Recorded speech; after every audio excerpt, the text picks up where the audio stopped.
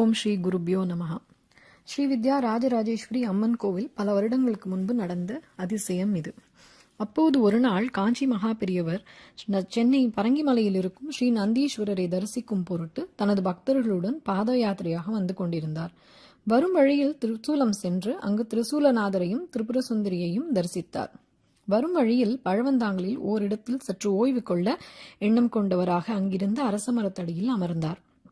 அப்போது அவருக்கு சற்றே நாவறட்சி ஏற்பட்டு தண்ணீர் பெருக வேண்டும் என்று தோன்ற தனது சிஷ்யர் ஒருவரை அழைத்தார். மகாபெரிவா கேட்டது சிஷ்யர் காதில் விழவில்லை. சிறிது நேரத்தில் ஒரு சிறுமி கையில் தண்ணீர் சொம்புடன் மகாபெரியவர் முன்பாக வந்து, இந்தாருங்கள், தண்ணீர் கேட்டீர்களே என்று கூறி கொடுத்தாள். அதை வாங்கி பருகிவிட்டு சொம்பை திருப்பிக் கொடுக்க சிறுமியை அவர் தேடிய பொழுது அவளை அங்கு காணவில்லை.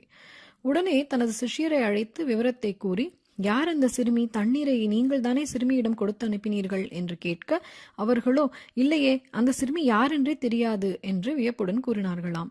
தொடர்ந்து மகாபெரியவர் சற்றே கண்மூடி அமர்ந்திருந்தார்.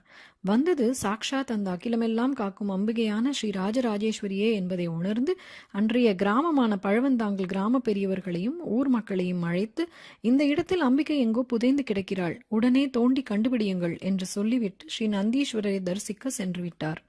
மகாபெரியவர் கூறியபடி கிராம பெரியவர்கள் அந்த இடத்தை தோண்ட முதலில் அம்பிகையின் குழந்தை வடிவிலான விக்கிரகமும் தொடர்ந்து ஸ்ரீ சண்டிகேஸ்வரி விக்கிரகமும் கிடைத்தது. இந்த தகவல் மகாபெரியவருக்கு தெரிவிக்கப்பட்டது. அவரும் மகிழ்வுற்று அந்த இடத்தை திரும்ப விக்கிரக பிரதிஷ்டை செய்து அந்த அம்பிகைக்கு ஸ்ரீ வித்யா ராஜராஜேஸ்வரி என்ற திருநாமத்தையும் வைத்தார்.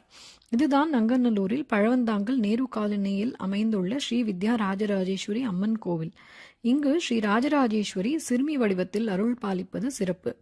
இந்த காட்சியை வேறு எங்கும் காண்பது அரிது.